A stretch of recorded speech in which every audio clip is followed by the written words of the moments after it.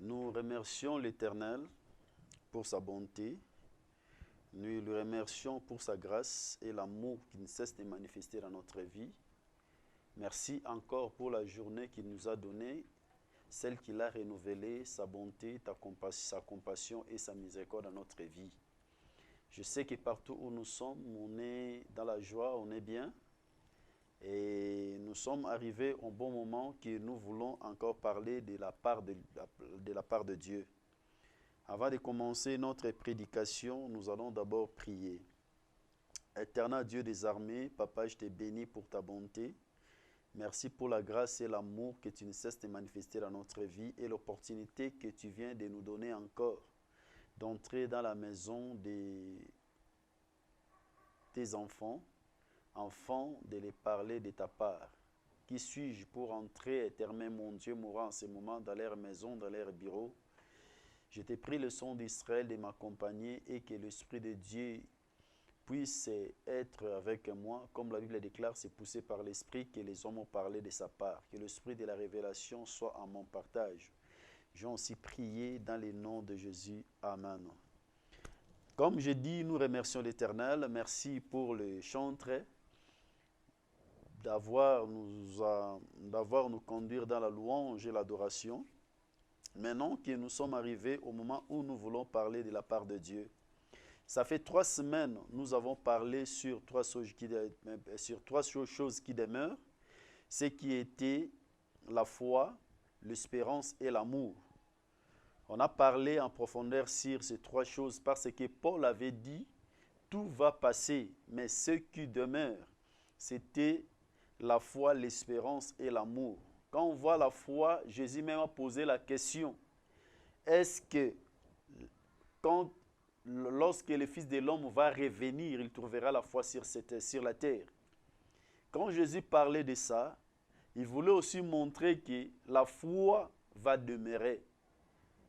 Et l'espérance, nous espérons à Christ, à Dieu et à sa venue. On a parlé à la fin sur l'amour. On a vu que l'amour couvre la multitude de péchés. L'amour, c'est lui qui aime, donne. Comme la Bible déclare, car Dieu a tant aimé le monde, qu'il a donné son Fils unique, afin quiconque croit à lui ne périsse point, mais qu'il lui ait la vie éternelle. C'est-à-dire, Jésus était venu, Jésus était l'expression de l'amour de Dieu. Il était venu non pas pour sauver sa vie, mais il était venu pour donner sa vie pour toi. Il est venu pour donner sa vie pour moi. C'est ça qu'on avait parlé pendant ces 3 semaines.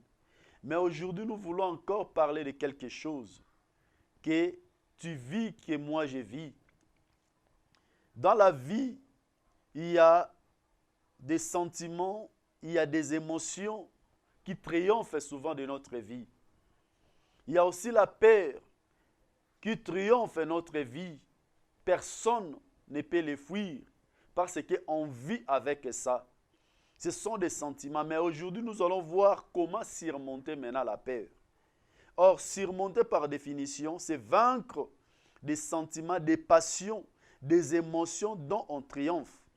Et la peur par définition, c'est une passion pénible qui excite en nous ce qui paraît dangereux, ce qui paraît menaçant et ce qui paraît surnaturel. C'est ça la peur. C'est-à-dire, c'est une passion pénible qui excite en nous ce qui paraît dangereux. C'est-à-dire, lorsque tu es dans la peur, d'abord, tu n'as pas confiance aux gens. Tu n'as même pas confiance au milieu que tu es en train de vivre. C'est parce que tu vis dans une peur en toi.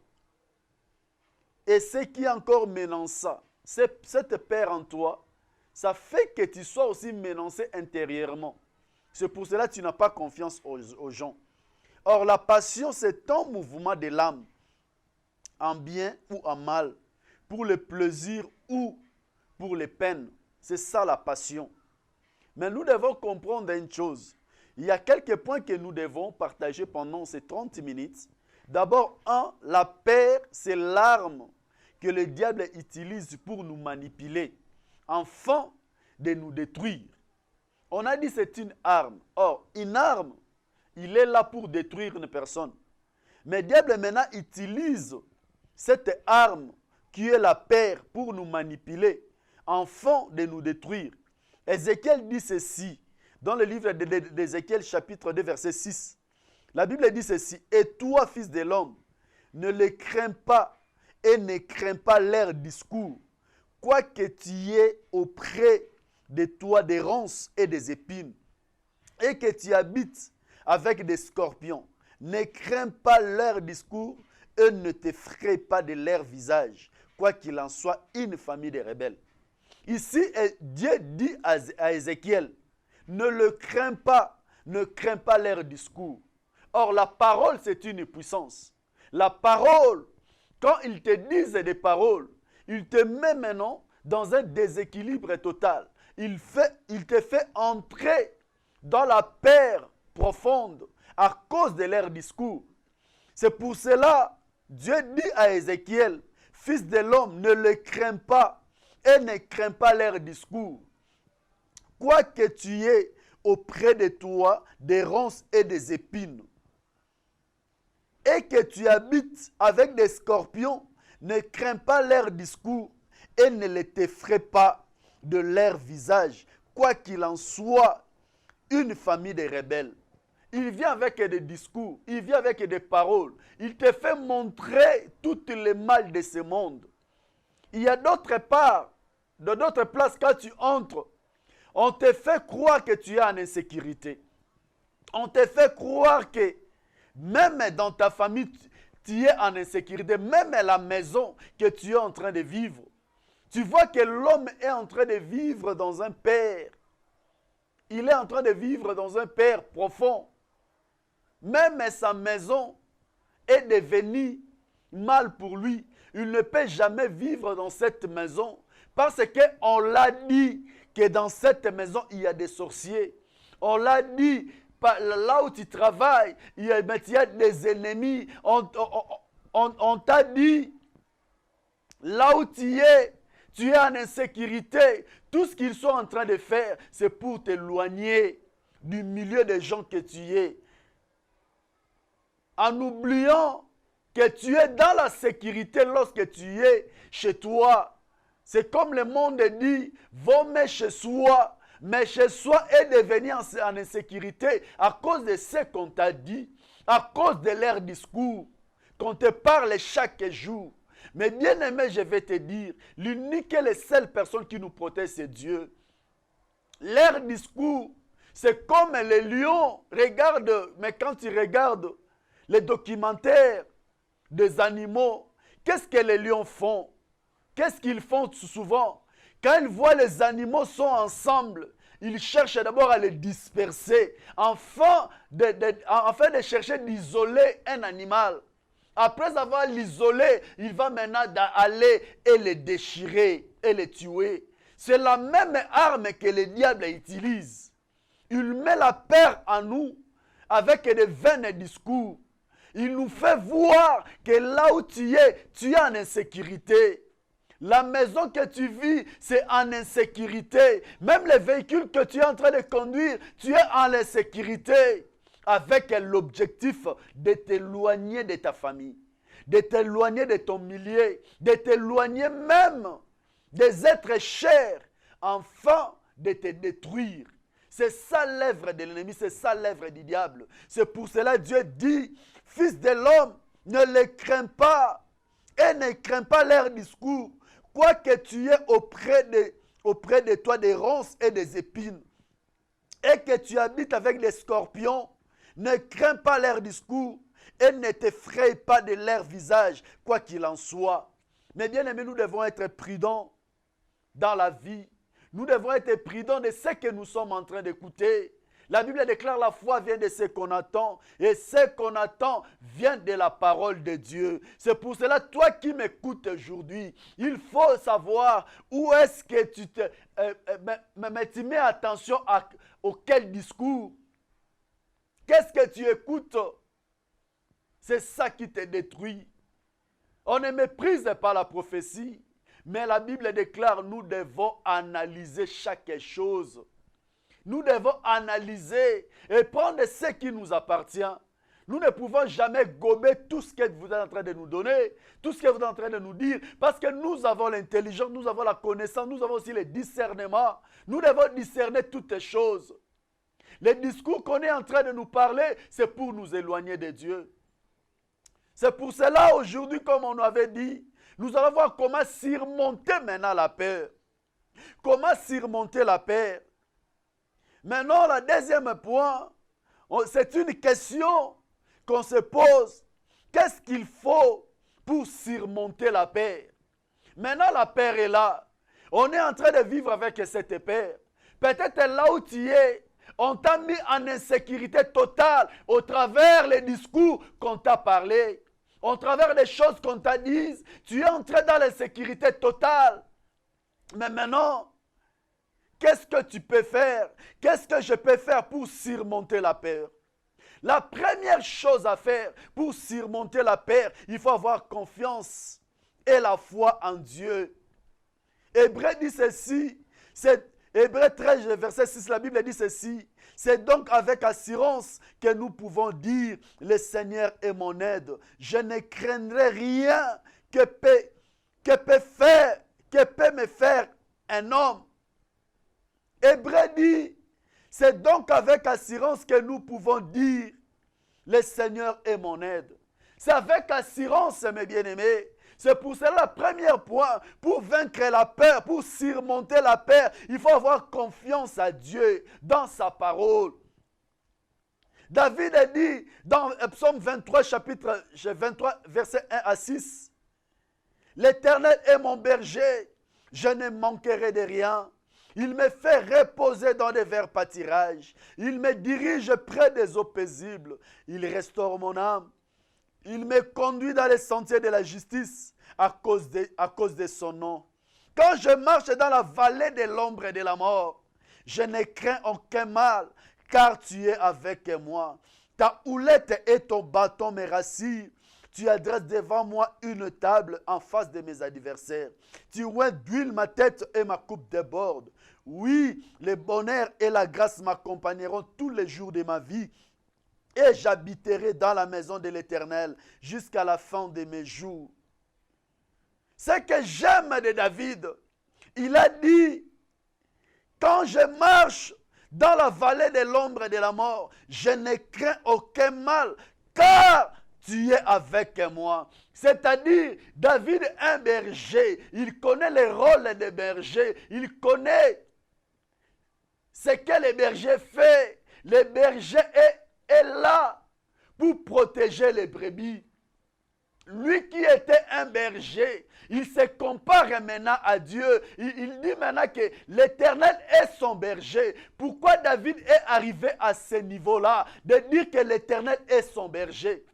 Parce que David, pendant l'exercice, dans la bergerie, une fois les lions étaient venus, l'ours était venu. La Bible dit, David a dit ceci, les lions étaient venus, il a pris l'agneau, il l'a mis dans sa bouche.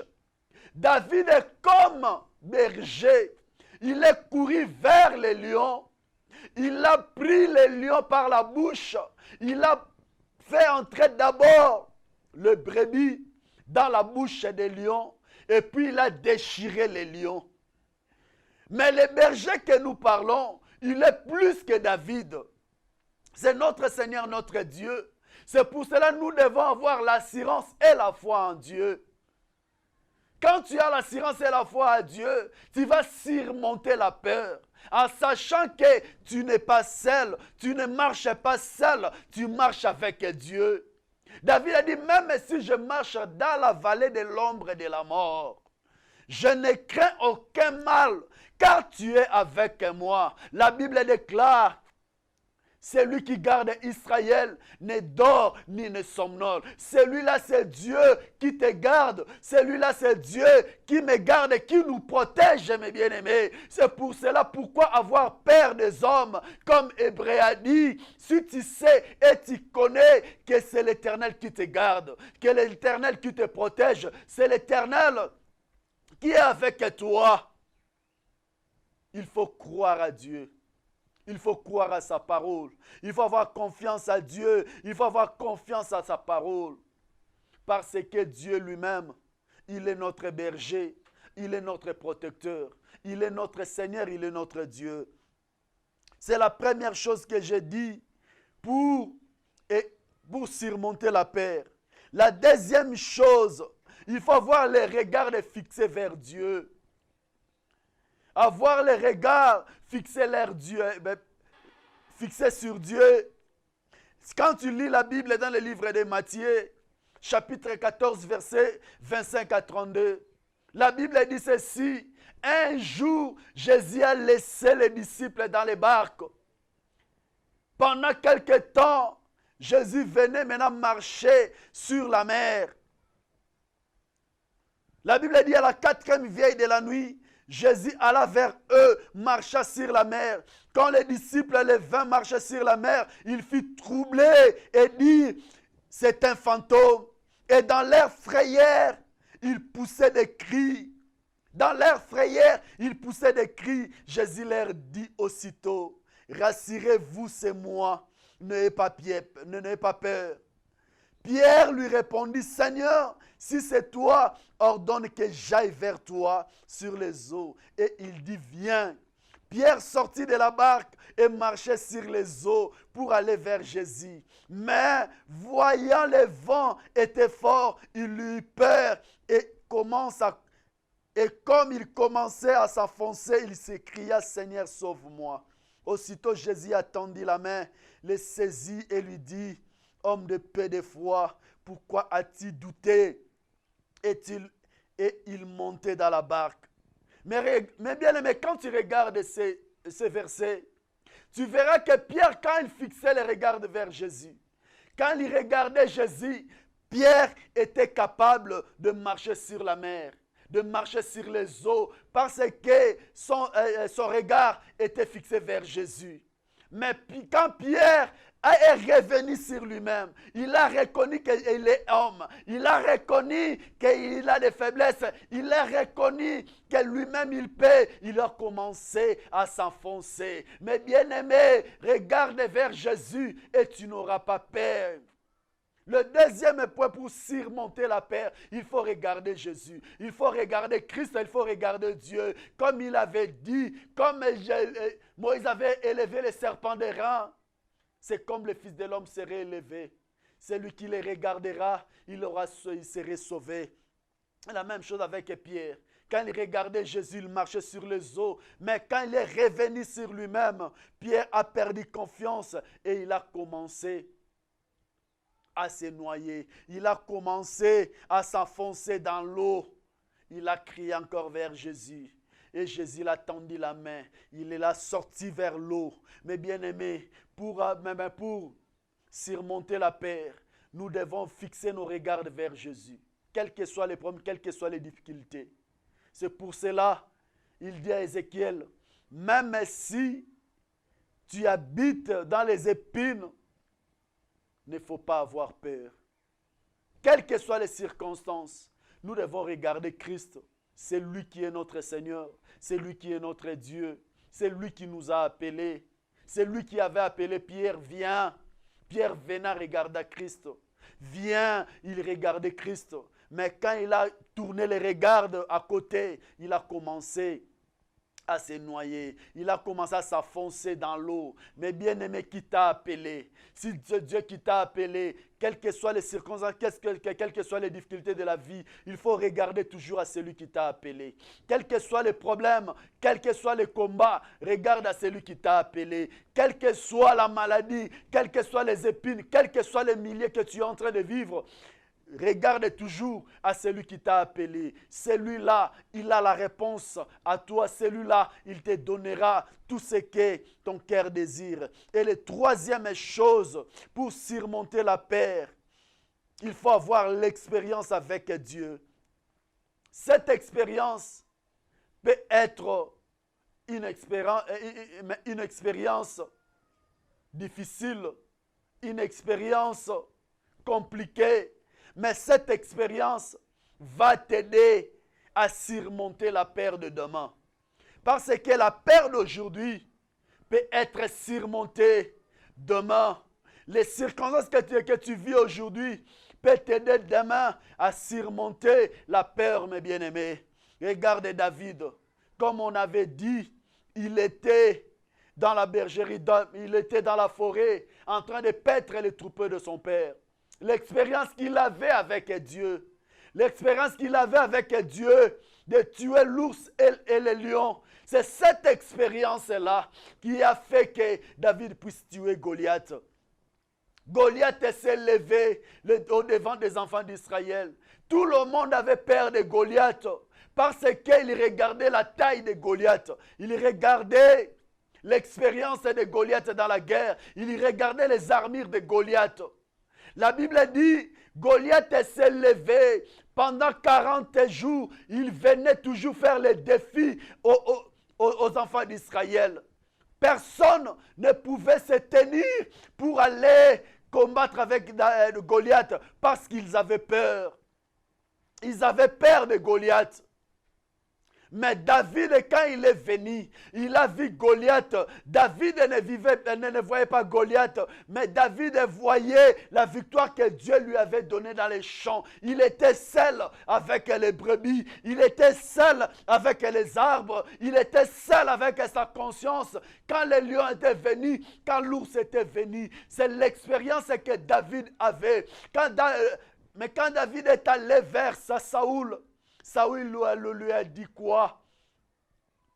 Saoul a dit à David, tu ne peux pas aller te battre avec les Philistins car tu es enfant. Et il est un homme de guerre dès sa jeunesse. David dit à Saoul, ton serviteur fait de paître les brebis de son père. Et quand un lion ou un ours venait en enlever du troupeau, je courais après lui, je le frappais et j'arrachais les brebis de sa gueule. S'il se dressait contre moi, je le saisissais par la gorge et je le frappais et je le tuais. C'est ainsi que ton serviteur a terrassé les lions et l'ours et il en sera du Philistin, de cet incirconcis comme l'un d'eux, car il a insulté l'armée des dieux vivants. L'armée des dieux vivants. David dit encore, l'Éternel qui m'a délivré de la griffe des lions et de la patte de l'ours, me délivrera aussi de la main de ces Philistins. Et Saoul dit à David, va et que l'Éternel soit avec toi. Amen, mes bien-aimés. C'est parce que David a crié à Dieu. Il a vu ce que Dieu a fait avec lui. Ce que Dieu a fait avec lui a enlevé la peur que David avait. David a surmonté la peur devant des Goliaths, quel que soit. Il est un guerrier, qu'il est un homme géant et fort. David ne regardait pas ça. Il a comparé Goliath au lion. Il a comparé Goliath à l'ours qu'il avait terrassé, qu'il avait détruit. Mais bien aimé, c'est pour cela que je dis, l'expérience d'hier, ton expérience d'hier, ton expérience du passé te donnera la victoire demain. Ça fera que tu puisses surmonter la peur. Or, quand tu surmontes la peur, tu auras la victoire devant les ennemis, devant les combats, devant qui que ce soit, devant les gens qui te cherchent jour et nuit. Mais bien-aimé, ne regrette pas aujourd'hui. Peut-être tu es en train de passer des moments difficiles. Peut-être tu es en train de passer dans des combats pénibles. Sache que ces combats, ces moments que tu es en train de traverser, que tu es en train de passer, mes bien-aimés, Dieu est en train de te préparer. Dieu est en train de préparer pour une victoire à venir. Dieu est en train de préparer pour un exploit à venir. Parce que David est dans la forêt, il n'y avait personne qui devait acclamer pour David. Il n'y avait personne qui devait dire que David a fait ceci. Mais quand David a affronté Goliath, il a tué Goliath. C'est alors qu'on a chanté pour David. Les femmes ont dit, Saoul a tué 1000, David a tué 10 000. C'est parce que David avait surmonté la peur. Il avait vaincu la peur. Parce qu'il avait l'expérience avec Dieu. Mais bien aimé, l'expérience que vous avez avec Dieu te donnera la victoire, te donnera le succès, te donnera les renommées. Parce qu'aujourd'hui, on te voit, tu es nul. On te voit, tu ne peux rien. Parce que tu es encore ce que tu es. Tu es en train de traverser. Tu n'as rien à dire aux gens. Tu ne peux jamais dire quelque chose parce que tu es en train de traverser. Mais bien aimé, il faut l'accepter. Parce que Dieu t'amène quelque part. Dieu t'amène quelque part, mes bien-aimés. David a combattu. Il a combattu un beau combat. Il a combattu avec les lions, avec l'ours. Cela lui a permis à terrasser Goliath. Regarde, toute une armée ne pouvait jamais faire sortir même une personne. Mais David est venu avec l'expérience qu'il avait et il a tué Goliath. Il a tué Goliath. Et la quatrième chose, pour surmonter la peur, il faut avoir confiance de soi et de celui qui t'a envoyé. Ne te minimisez pas, mais il faut travailler la grâce et les talents que vous avez. Surtout, ne te crois jamais inférieur par rapport aux autres, car la grandeur, c'est un état d'esprit. La plupart des cas, mes bien-aimés, si on entre dans la peur, si on est effrayé, c'est parce que nous nous minimisons nous-mêmes. Nous ne croyons pas à nous-mêmes. Nous ne croyons pas à la grâce qu'il est en nous. Nous ne croyons pas ce que Dieu a mis en nous. La Bible dit l'esprit que Dieu nous a donné. Ce n'est pas l'esprit de la timidité. Ce n'est pas l'esprit de peur, mais l'esprit qui crie à bas Père. Regarde, quand tu lis dans le livre des Juges, chapitre 6, versets 14 à 16, la Bible déclare ceci. L'Éternel se tourna vers lui et dit, va avec cette force que tu as et tu délivres Israël de la main des Madians. N'est-ce pas moi qui t'envoie? Gédéon lui dit, ah mon Seigneur, avec quoi délivrai-je Israël? Voici ma famille est la plus pauvre à Manassé et je suis le plus petit dans la maison de mon père. L'Éternel lui dit, mais je serai avec toi et tu battras Madia comme un seul homme. Regarde l'exemple de Gédéon. Il était le choix de Dieu. Dieu a choisi Gédéon pour qu'il puisse délivrer Israël. Mais Gédéon lui-même, il a regardé d'abord, il s'est situé dans sa famille. Il a dit quoi? Ma famille est la plus pauvre de Manassé. En lisant ceci, je crois que pour Gédéon, pour délivrer Israël, il faut être dans une famille riche. Il faut que ton père ait beaucoup d'argent. Il faut que toi-même, il puisse avoir beaucoup de moyens. Et la deuxième chose, il dit quoi? Moi-même, je suis le plus petit dans la maison de mon père. Mes bien-aimés, David qui a délivré Israël au devant des Philistins, au devant de celui qui a tué Goliath, il était aussi le plus petit dans la maison de son père. Il était négligé dans la maison de son père. On l'a envoyé dans paître les troupeaux dans la forêt avec des animaux féroces. Et ses frères étaient là. Oh, il était dans la préparation. Et la même chose avec Gédéon. Lui qui s'est situé d'abord sa famille dans la famille de Manassé en disant que ma famille est la plus pauvre de Manassé. Il a dit quoi? Moi-même que tu m'appelles pour m'envoyer, je suis le plus petit dans la maison de mon père. Dieu dit, je serai avec toi. Mais bien aimé, il faut surmonter la peur. Car c'est lui qui t'a envoyé, il serait toujours avec toi. Il ne t'abandonnera jamais. Quels que soient les vents, quels que soient les problèmes, quelles que soient les difficultés, il serait toujours avec toi. C'est pourquoi il faut surmonter la peur. Il faut vaincre la peur qui t'anime maintenant. Ces sentiments de la peur, il faut les vaincre. Ces sentiments de la peur, il faut les surmonter. Parce que tu as une mission de délivrer ta famille. Celui qui cherche à délivrer ne regarde ni à gauche ni à droite. C'est toi qu'on t'a choisi. On ne t'a pas choisi ce qui est à côté ni à gauche. C'est la même chose avec Jérémie. Qu'est-ce qu'il a dit? Jérémie a dit ceci. Voici, je ne sais point parler, je suis un enfant. Et l'Éternel me dit, ne dis pas que je suis un enfant, car tu iras vers tous ceux auprès de qui je t'enverrai.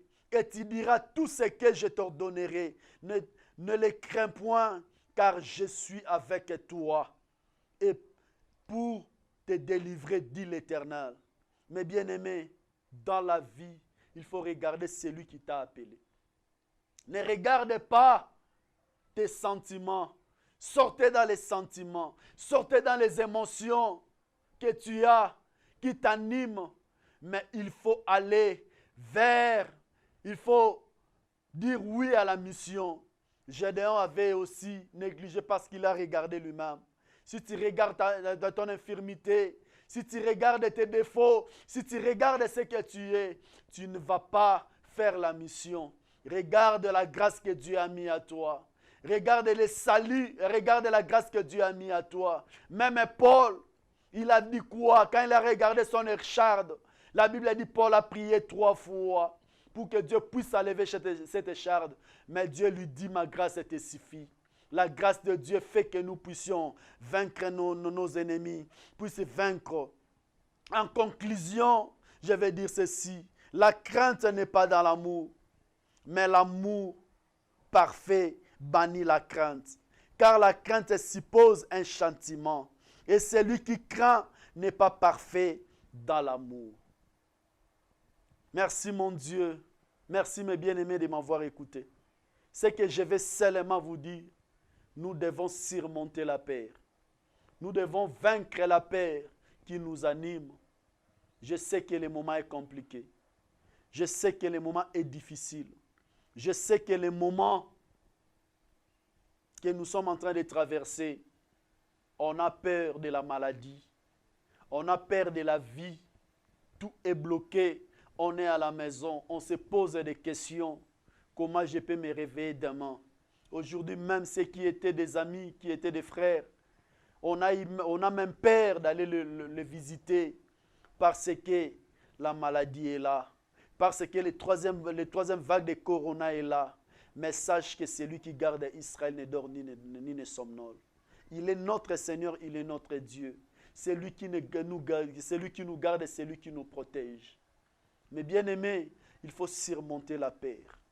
Le diable a mis ces sentiments en toi, les sentiments de la peur, pour t'éloigner de Dieu, pour te disperser. Mais il faut se lever comme un vaillant. Il faut se lever comme un vaillant et dire, je peux et je dois. David avait l'expérience avec Dieu. Toi aussi, tu as l'expérience avec Dieu. Merci pour tout ce pour toi qui m'as écouté. Nous allons prier Dieu. Éternel Dieu des armées, je te bénis, toi qui es Seigneur, toi qui es Dieu. Je parlais ce que tu as mis dans mon cœur. Laisse que le sang d'Israël, que cette parole que tu avais mis dans ma bouche, puisse nous aider à surmonter la peur.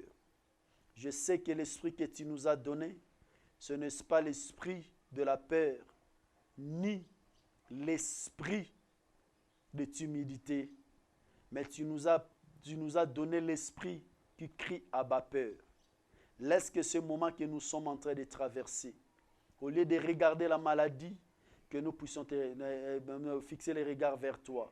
Dans les moments compliqués de la vie, des circonstances d'aujourd'hui, que nous puissions regarder la victoire que tu nous avais donnée hier ou dans le passé, afin d'affronter les circonstances et les réalités d'aujourd'hui. Bénis, éternel mon Dieu, mon roi, nos bien-aimés des médias. Bénis les choristes. Bénis tout le monde qui ont travaillé pour que ces messages puissent entrer dans la maison de tes enfants, dans leurs bureaux, partout où ils sont. Et celui qui a écouté le sang d'Israël, qu'il soit béni. Merci mon Dieu, merci mon roi. J'ai aussi prié dans les noms puissants de Seigneur Jésus-Christ. Amen.